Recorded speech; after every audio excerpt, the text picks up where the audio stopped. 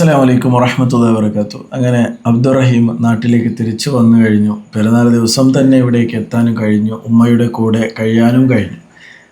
എന്നാൽ ആദ്യമായിട്ട് ഒരു ഇൻ്റർവ്യൂ കാണാൻ വേണ്ടി കഴിഞ്ഞു. അതായത് മാതൃഭൂമി ഇറക്കിയ ഒരു ഇൻ്റർവ്യൂ ആണ്. ഏകദേശം 12 മിനിറ്റോളം ഉള്ള ഒരു ഇൻ്റർവ്യൂ ആണ്. അതിനകത്ത് പല കാര്യങ്ങളും പറഞ്ഞു വെക്കുന്നുണ്ട്. അവിടുത്തെ ജയിലിലെ അവസ്ഥയും അതേപോലെ അബ്ദുറഹീമിന് എന്താണ് സംഭവിച്ചത്, എങ്ങനെയാണ് ആ ഒരു കുട്ടി എന്ന് പറയുമ്പോൾ 21 വയസ്സത്തോളം പ്രായമുള്ള ഒരു കുട്ടിയായിരുന്നു. നല്ല രീതിയിൽ സംസാരിക്കുന്ന ഒരാളും കൂടിയായിരുന്നു. എങ്ങനെയായിരുന്നു ഈ ഒരു സംഭവം നടന്നിട്ടുള്ളത്, പിന്നെ അവിടുത്തെ ജയിലിൻ്റെ അവസ്ഥ എന്താണ്, തുടർന്നിട്ടുള്ള പല വിഷയങ്ങളും ആ ഒരു ഇൻ്റർവ്യൂവിൻ്റെ അകത്ത് പങ്കുവച്ചിട്ടുണ്ടായിരുന്നു. ആ ഒരു വീഡിയോ ഇന്നലെയാണ് ഇറങ്ങിയിട്ടുണ്ടായിരുന്നു. അപ്പോൾ മാത്രമല്ല എനിക്ക് ആദ്യമായിട്ട് പറയാനുള്ളത് നമ്മുടെ കേരളം മലയാളികളോടാണ്. മാത്രമല്ല ഇത് അങ്ങടങ്ങും എല്ലാത്തിലും ന്യൂസായി കൊണ്ടിരിക്കുകയാണ്. അങ്ങ് ഹിന്ദി ചാനലാവട്ടെ അല്ലെങ്കിൽ മറ്റേത് ചാനലും ഇത് ന്യൂസ് നല്ല രീതിയിൽ സ്പ്രെഡായിക്കൊണ്ടിരിക്കുകയാണ്. ഒരു വ്യക്തിക്ക് വേണ്ടിയിട്ട് 34-40 കോടിയോളം പണം പിരിപ്പിച്ച് ആ ഒരു വ്യക്തിയുടെ ജീവൻ തന്നെ ഇവിടേക്ക് തിരിച്ചു കൊണ്ടുവരാൻ വേണ്ടി സാധിച്ചിട്ടുണ്ട് എന്നുള്ളത്. സോ അതിന് ഏറ്റവും വലിയ മർമ്മപ്രധാനമായിട്ട് അതിന് ഏറ്റവും കൂടുതൽ ഭാഗ്യമായിട്ടുള്ളത് കേരള മലയാളികൾ തന്നെയാണ് എന്ന് നമുക്ക് എടുത്തു പറയാൻ വേണ്ടി കഴിയും എന്നുള്ളതാണ് ഏറ്റവും പ്രധാനപ്പെട്ട വിഷയം. ആദ്യം തന്നെ അവർക്ക് വലിയ രീതിയിൽ അഭിനന്ദനങ്ങൾ അറിയിക്കുകയാണ് ഈ കേരള മലയാളികൾക്ക്. ഓക്കെ, അള്ളാഹു സുബ്ഹാനഹു വ തആല അതിന് സഹകരിച്ച എല്ലാവർക്കും അള്ളാഹു തക്കതായ പ്രതിഫലം നൽകി അനുഗ്രഹിക്കട്ടെ എന്ന് ആദ്യം തന്നെ പ്രാർത്ഥിക്കുകയാണ്. ഓക്കെ, ഇനി നമുക്ക് ഈ ഒരു വീഡിയോ ഞാൻ കൊണ്ട് ഉദ്ദേശിക്കുന്നത് അവരെ ഇൻ്റർവ്യൂ കാണുക എന്നുള്ളത് മാത്രമാണ്, മറ്റൊന്നും ഇവരെ വീഡിയോ കൊണ്ട് ഉദ്ദേശിക്കുന്നില്ല. അപ്പോൾ അവിടെ എന്താണ് സംഭവിച്ചിട്ടുള്ളത്, ചില കാര്യങ്ങളൊക്കെ നമുക്ക് ശരിക്കും അറിയാൻ വേണ്ടി കഴിയും. മറ്റൊരു കാര്യം കൂടി നിങ്ങളോട് ഉണർത്താനുള്ളത്, ഈ ഒരു വ്യക്തി എവിടെ ചെന്നാലും ആൾക്കാർ കൂടുക, എന്നിങ്ങനെ ക്രൗഡ് ഉണ്ടാക്കുക, ബുദ്ധിമുട്ടുണ്ടാക്കുക, ഇത്തരത്തിലുള്ള കാര്യങ്ങൾ ഒരിക്കലും ചെയ്യാതിരിക്കുക എന്നാണ് നിങ്ങളോട് ഓർമ്മപ്പെടുത്താനുള്ളത് ആദ്യമായിട്ട് തന്നെ. സോ അതൊക്കെ നല്ല രീതിയിൽ ഒഴിവാക്കുക. റഹീം തന്നെ ഈ നാട്ടിലേക്ക് തിരിച്ചു വരുന്ന എയർപോർട്ടിൽ നിന്ന് തന്നെ നല്ല രീതിയിൽ ആൾക്കാരൊക്കെ കൂടി ബുദ്ധിമുട്ടുണ്ടാക്കുന്ന രീതിയിൽ മൈക്കൊക്കെ മുഖത്തോട്ട് ഇങ്ങനെ വെച്ചുകൊണ്ട് പല ചോദ്യങ്ങളും ചോദിച്ചുകൊണ്ട് ഇത്തരത്തിലുള്ള ബുദ്ധിമുട്ടൊക്കെ കാണാൻ വേണ്ടി കഴിഞ്ഞു. സോ അതൊരു ബുദ്ധിമുട്ടുണ്ടാവാത്ത രീതിയിൽ നിങ്ങൾ നോക്കുക എന്ന് തന്നെ ആദ്യം ഓർമ്മപ്പെടുത്തുകയാണ്. ഇൻഷാ അല്ലാഹ് ഏതായിട്ടും നമുക്ക് ആ ഒരു ഇൻ്റർവ്യൂ അല്പ ക്ലിപ്പൊക്കെ നമുക്ക് കണ്ടു നോക്കാം, എന്താണ് അവിടെ പറയുന്നുള്ളത് എന്നൊക്കെ. അതിന്റെ പേരിൽ തുപ്പിയതാണ്. സമയത്ത് കൈവശാണ് മുഖത്തിന് തല കുറച്ച് പൊക്കി കഴുത്തിലെ അടി കൊണ്ടത്. 48 കോടിയോളം രൂപ, ഇത്രയും വലിയൊരു തുക പിരിഞ്ഞു കിട്ടുമെന്ന് ഏതെങ്കിലും തരത്തിൽ പ്രതീക്ഷ ഉണ്ടായിരുന്നു? പിന്നെ അതെല്ലാം റെഡിയാണ്. അവസാന ദിവസം ഫോട്ടോ എടുക്കലും ഫിംഗർ വെക്കലും എല്ലാം കഴിഞ്ഞ് നിൽക്കുകയാണ്. എന്റെ കൂടെ എടുത്ത ഫിംഗറത്തിൽ ഒരുപാട് ആൾക്കാരെ വധിച്ചു നടപ്പാക്കിയാണ്. ജാതിയില്ല, മതമില്ല, രാഷ്ട്രീയമില്ലാതെ എല്ലാവരും ഏറ്റെടുത്തൊരു സംഭവത്തിൽ മലയാളികളെ ഒരുപാട് സ്വപ്നമായിട്ടാണ് കയറി പോയത്. ആ സ്വപ്നമെല്ലാം അണഞ്ഞു. 20 വർഷത്തെ ഒരു ജയിൽ ജീവിതമാണ്. ഏതെങ്കിലും തരത്തിലുള്ള പ്രതീക്ഷ ഉണ്ടായിരുന്നോ? പ്രതീക്ഷ വളരെ കുറവായിരുന്നു തുടക്കത്തിലെല്ലാം. അവസാന ഘട്ടത്തിലാണ് ഒരു പ്രതീക്ഷ കിട്ടിയത്. അതിനുവേണ്ടി എല്ലാ സഹകരണവും ചെയ്ത ഇന്ത്യൻ എംബസിയും നിയമസഹായ കമ്മിറ്റികളും ജനങ്ങളും ഒരു പ്രതീക്ഷ നൽകിയതും നാട്ടിലേക്ക് തിരിച്ചെത്താൻ പറ്റുന്നുള്ള ഒരു സൂചന നൽകിയതെല്ലാം അവസാന ഘട്ടത്തിൽ. അതിനു മുമ്പ് യാതൊരു പ്രതീക്ഷയും നാട് കാണാൻ പറ്റുന്ന പ്രതീക്ഷയില്ല. ബാക്കിയെല്ലാം അങ്ങോട്ടായിരുന്നു. മോചനം സാധ്യമാക്കിയ ജനങ്ങൾക്കും റിയാദിലെ ഇന്ത്യൻ എംബസിയും നിയമസഹായ കമ്മിറ്റികൾക്കും സഹായിച്ച ജനങ്ങളുടെ ഒരു ഉത്തരവ് കൊണ്ടാണ് ഇങ്ങനെ ഒരു അവസരം കിട്ടിയത്. എല്ലാവർക്കും നന്ദി കടപ്പാടും. ആദ്യത്തെ ഒരു ഗൾഫ് യാത്രയായിരുന്നു തോന്നുന്നു. എത്ര വയസ്സുണ്ടായിരുന്നു ആ സമയത്ത്? 24 വയസ്സ്. വീട്ടിലൊരു സാഹചര്യങ്ങളൊക്കെ കൊണ്ടായിരുന്നു അന്നേരം ഗൾഫിലേക്ക് പോകാൻ? ആ സമയത്ത് എല്ലാവർക്കും ഒരു ആഗ്രഹമാണ് വിദേശത്ത് പോകാൻ. പോയി 1 മാസം കൊണ്ടാണ് ഇത് സംഭവിച്ചത്. ഡ്രൈവിംഗിലായിരുന്നോ ജോലി ഉണ്ടായിരുന്നു? ഇപ്പൊ മോചനം കിട്ടി തിരിച്ചു വരുമ്പോൾ ഒരുപാട് തെറ്റിദ്ധാരണകളൊക്കെ ഇങ്ങനെ പറയുന്നത്, ശരിക്കും എന്തായിരുന്നു സംഭവിച്ചത്? ഇല്ല, ഹൗസ് ഡ്രൈവർ വിസയിലാണ് പോയത്. ആ വണ്ടി ഓടിക്കുന്ന സമയത്ത് സ്പോൺസറുടെ മകനാണ് തൊട്ടടുത്തുണ്ടായത്. അവനാണ് മരണപ്പെട്ടത്. സിഗ്നൽ കട്ട് ചെയ്യാൻ വേണ്ടിയിട്ട് ആവശ്യപ്പെട്ട ഒരു സാഹചര്യം. സിഗ്നൽ കട്ട് ചെയ്യാൻ വിശ്രമിച്ച് അവൻ ദേഷ്യപ്പെട്ടു. ഭാഷകൾ കുറച്ച് മനസ്സിലാക്കാൻ ബുദ്ധിമുട്ടില്ല. പക്ഷേ ദേഷ്യപ്പെടുന്ന ഒരു വ്യക്തി സ്വയം മനസ്സിലാക്കുന്നത് ദേഷ്യത്തിലാണ്. ഏത് ഭാഷ ആയാലും വണ്ടി എടുക്കാത്തതിന്റെ പേരിൽ അവൻ തുപ്പിയതാണ്. സമയത്ത് കൈവശാണ് മുഖത്തിന് തല കുറച്ച് പൊക്കി കഴുത്തിലെ അടി കൊണ്ടത്. പിന്നീട് അറിയാൻ പറ്റും അവന് വർഷങ്ങൾക്ക് മുമ്പ് ഒരു ഓപ്പറേഷൻ ചെയ്ത ഒരു ഉണ്ടായിരുന്നു. മുഖത്തോട്ട് അടിയാവും തല പൊക്കി കൈ നേരെ പോയത് കഴുത്തിന്. ഈ കാര്യങ്ങളൊക്കെ അതിന് ശേഷം ആരോടെങ്കിലും പറയാൻ പറ്റിയിട്ടുണ്ടായിരുന്നു? മരണപ്പെട്ട ശേഷം അവന് ഹോസ്പിറ്റലിലോട്ടും എന്നെ ജയിലിലോട്ടും ആരെയും ബോധ്യപ്പെടുത്താൻ പറ്റിയില്ല. പിന്നെ കോടതിയായിട്ട് പിന്നെ അവിടുത്തെ തർജ്ജമ ചെയ്യുന്ന ട്രാൻസ്ലേറ്റ് ഭാഷകളൊന്നും അറിയില്ല. മരണപ്പെട്ട കുടുംബം അവർ വേറെ രീതിയിൽ വധശിക്ഷയാണ് അവർ ആവശ്യപ്പെട്ടത്. മരണത്തിന് തുല്യനീതി വേണമെന്ന് പറഞ്ഞിട്ട് 48 കോടിയോളം രൂപ അല്ലെ, ഇത്രയും വലിയൊരു തുക പിരിഞ്ഞു കിട്ടുമെന്ന് ഏതെങ്കിലും തരത്തിൽ പ്രതീക്ഷ ഉണ്ടായിരുന്നു? ഒരു പ്രതീക്ഷയും ഇവിടെ എങ്ങനെയാണ് അത് പിരിച്ചതും ജനങ്ങൾ എങ്ങനെ അറിയാൻ സാഹചര്യം അവിടെ വളരെ കുറവായിരുന്നു. കാരണം മൊബൈൽ ഫോണോ ഇല്ല, ഇന്റർനെറ്റ് സൗകര്യം ഒന്നുമില്ല ജയിലിൽ. വല്ലപ്പോഴും ഔട്ട് ഗോയിങ് കോൾ വിളിക്കാൻ പറ്റുന്ന, അതായത് 15 മിനിറ്റ് വിളിക്കാൻ പറ്റുന്ന ഒരു അവസരം മാത്രം.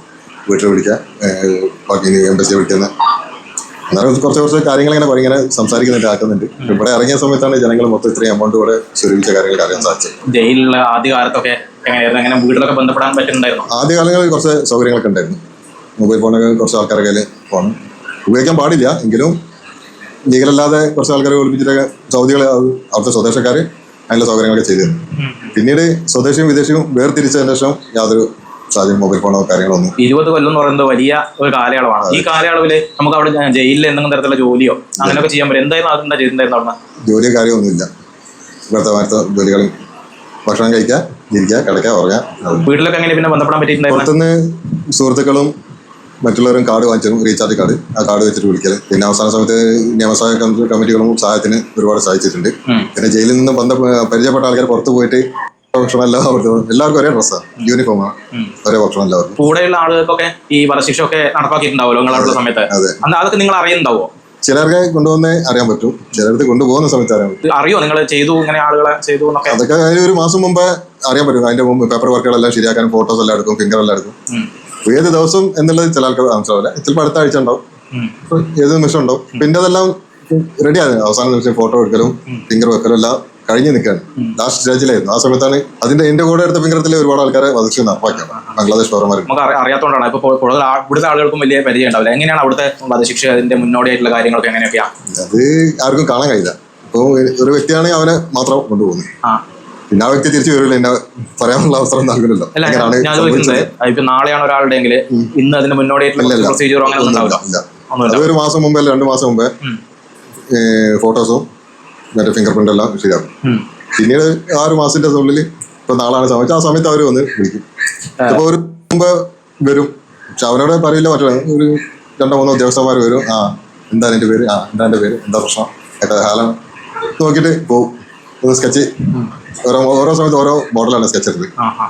ആ സമയമാകുമ്പോൾ ഒന്ന് വിളിക്കും. ചിലപ്പോൾ വന്ന് വിളിക്കും ഡോറിലോട്ട്, അല്ലെങ്കിൽ അകത്ത് വന്നിട്ട് എടുത്തോണ്ട് പോകും. ഈ വധശ്രമ കേസിൽ കുറച്ചുകൂടി സ്ട്രിക്റ്റ് ആണോ അവിടെ കാര്യങ്ങൾ? ഇപ്പൊ എല്ലാ കേസും എന്ന് പറയാൻ സെപ്പറേറ്റ് ആയിട്ട് അതെല്ലാം ഒരുമിച്ചായിരുന്നു.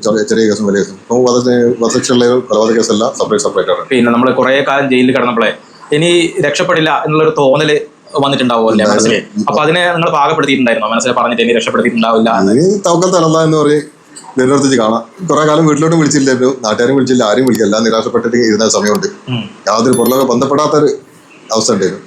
സഹായിക്കുന്നവരോടും ചില സമയത്ത് ദേഷ്യപ്പെട്ടു. നിങ്ങളുടെ സഹായം എവിടെ എത്തി, വർഷങ്ങളോളം നീണ്ടു പോവാണ്. പിന്നെ മനസ്സ് മാറും. ചില നല്ല വാക്കുകൾ കേൾക്കുമ്പോൾ പലഭാഗത്തും തെറ്റിദ്ധാരണകൾ കേൾക്കും. എല്ലാം കഴിഞ്ഞ അവസാന നിമിഷത്തിൽ ഒരുപാട് സന്തോഷമായ അവസ്ഥ ഉണ്ടായി. കേരളത്തിലെ കാര്യങ്ങളൊക്കെ അവിടെ അറിയുന്നുണ്ടായിരുന്നു. വളരെ കുറഞ്ഞ അറിവാണ് കിട്ടിയത്. ഇവിടെ എത്തിയതിന്റെ ശേഷമാണ് ബാക്കി കാര്യങ്ങളെല്ലാം. ഈ സംഭവം നടക്കുന്നത് മൊബൈൽ ഫോണും കാര്യമൊന്നുമില്ല. 15 മിനിറ്റാണ് ഒരു ദിവസം വിളിക്കാനുള്ള സൗകര്യം ഉള്ളത്. 15 മിനിറ്റ് കേസുമായി ബന്ധപ്പെട്ട വീട്ടിലെ കാര്യം സംസാരിക്കാനുള്ള അവസ്ഥ. എങ്ങനെയാണ് ഇത് പിന്നെ ഇത്രയും വലിയൊരു തുക പിരിക്കുന്നുണ്ട് എന്ന് അപ്പൊ ഇവിടെയുള്ള ആളുകൾക്ക് എങ്ങനെ മനസ്സിലായി? ഈ ഒരു ഇൻ്റർവ്യൂവിൻ്റെ അകത്ത് പല കാര്യങ്ങളും പറയുന്നുണ്ട്. അപ്പോൾ അത് മുഴുവനായിട്ട് ഞാനിവിടെ പ്ലേ ചെയ്യുന്നില്ല. 12 മിനിറ്റോളമുള്ള വീഡിയോ ആണ്. ഓക്കെ, നിങ്ങളൊന്ന് ചിന്തിച്ച് നോക്കിയാൽ മതി. 2006 മുതൽ ഇപ്പോൾ 2026 ആ പോകുന്ന സമയത്ത് വയസ്സ് 24, ഇപ്പോൾ 44. 20 കൊല്ലത്തോളം നീണ്ടു നിന്ന ഒരു ശിക്ഷയിൽ അല്ലെങ്കിൽ ജയിൽവാസം കഴിഞ്ഞിട്ടാണ് അബ്ദുറഹീം നാട്ടിലേക്ക് തിരിച്ചു വരുന്നുള്ളത്. മാത്രമല്ല ഇത്തരത്തിൽ പല ആൾക്കാരും അവിടെ കുടുങ്ങിക്കിടക്കുകയാണ് എന്നൊക്കെ അറിയാൻ വേണ്ടി കഴിഞ്ഞു. യഥേറ്റം അവരൊക്കെ അള്ളാഹു ഏതെങ്കിലും എളുപ്പത്തിൻ്റെ വഴിയിലൂടെ അള്ളാഹു പുറത്തേക്ക് കൊണ്ടുവരട്ടെ എന്ന് നമുക്ക് പ്രാർത്ഥിക്കാം. മറ്റൊന്നും ചെയ്യാൻ കഴിയില്ല. നമ്മളിപ്പോൾ കണ്ടത് അബ്ദുറഹീമിനെ മാത്രമാണ്, പക്ഷേ ഇതുപോലെ പല ആൾക്കാരുമുണ്ട്. ഓക്കെ, ഇതിൻ്റെ അടുത്ത് തന്നെ ഒരു സ്ത്രീയുടെയും ന്യൂസ് വന്നിട്ടുണ്ടായിരുന്നു. വധശിക്ഷയ്ക്ക് വിധിയായിട്ട് അവിടെ വധശിക്ഷ കഴിഞ്ഞ ഒരു സ്ത്രീയുടേത്. അത് ഈ ഭാഗത്തല്ല, മറ്റേതോ ഭാഗത്ത്. ഓക്കെ, ഇത്തരത്തിൽ പല ന്യൂസുകളും കേൾക്കാൻ വേണ്ടി കഴിയുന്നുണ്ട്. ഏതായിട്ടും അള്ളാഹു സുബ്ഹാനഹു വ തആല നമ്മെ ഏവരും കാത്തുരക്ഷിക്കട്ടെ എന്ന് നമുക്ക് പറയാം. ഈ വീഡിയോൻ്റെ അകത്ത് മറ്റൊരു കാര്യം കൂടി പറയുന്നുണ്ട്. അവർ കുട്ടി എന്ന് പറയുമ്പോൾ ചെറിയൊരു കുട്ടിയൊന്നുമല്ല, 20-21 വയസ്സ് പ്രായമുള്ള ഒരു കുട്ടിയായിരുന്നു. ഓക്കെ, സ്പോൺസറുടെ മകനായിരുന്നു എന്നൊക്കെ അറിയാൻ വേണ്ടി കഴിഞ്ഞു. സിഗ്നൽ തെറ്റിക്കാൻ വേണ്ടിയിട്ടാണ് ആവശ്യപ്പെട്ടപ്പോൾ ജസ്റ്റ് ഒന്ന് ഇങ്ങനെ കൈ ഇതാക്കിയതേ ഉള്ളൂ. അപ്പോൾ അത് കഴുത്തിലേക്ക് കെട്ടിയതിന് ശേഷമാണ് മരണം സംഭവിച്ചത്. തുടർന്നിട്ടുള്ള പല വിഷയങ്ങളും ഈ ഒരു ഇൻ്റർവ്യൂവിൻ്റെ അകത്ത് പങ്കുവെക്കുന്നുണ്ട്. അവിടെ എന്തൊക്കെ സംഭവിച്ചിട്ടുണ്ടെന്ന് അവിടുത്തെ മൊത്തമായിട്ടുള്ള കാര്യങ്ങൾ പറയുന്നുണ്ട്. ഏകദേശം 12 മിനിറ്റോളമുള്ളൊരു വീഡിയോ ആണ്. ഓക്കെ, നിങ്ങൾക്ക് മാതൃഭൂമി എന്ന് പറയുന്ന ആ ഒരു ന്യൂസ് ചാനലിലൂടെ തന്നെ നിങ്ങൾക്ക് വീക്ഷിക്കാവുന്നതാണ്. ഇൻഷാ അല്ലാഹ് ഞാൻ ഈ വീഡിയോസൊക്കെ മുമ്പൊക്കെ ചെയ്തത് കൊണ്ടാണ് ഈ ഒരു ഇൻ്റർവ്യൂ നിങ്ങൾക്ക് കാണിക്കാൻ വേണ്ടി വന്നത്. ഓക്കെ, അപ്പോൾ ഏതായിട്ടും ഈ ഒരു വീഡിയോ വെച്ച് വൈൻഡപ്പ് ചെയ്യുകയാണ്. നിങ്ങളുടെ അഭിപ്രായങ്ങൾ നിർദ്ദേശങ്ങൾ കമൻറ്റ് ബോക്സിലൂടെ അറിയിക്കുക. മറ്റൊരു കാര്യം വീണ്ടും പറയുകയാണ്, ഹെഡ്സ് ഓഫ്, അതായത് കേരള മലയാളികൾക്ക് നിങ്ങൾ കാരണമാണ് ഇന്ന് അബ്ദുറഹീം ഇവിടെ നാട്ടിലേക്ക് തിരിച്ചു വരാനും തൻ്റെ കുടുംബത്തിൻ്റെ കൂടെ കഴിയാനും ഉമ്മാൻ്റെ അടുത്തേക്ക് വരാനും ഏറ്റവും വലിയ കാരണക്കാർ നിങ്ങൾ തന്നെയാണ് എന്നും വീണ്ടും പറയുകയാണ്. അള്ളാഹു അർഹമായ പ്രതിഫലം നൽകി അനുഗ്രഹിക്കട്ടെ. ഇൻഷാ അല്ലാഹ്. അസ്സലാമു അലൈക്കും വറഹ്മത്തുള്ളാഹി വബറകാതുഹു.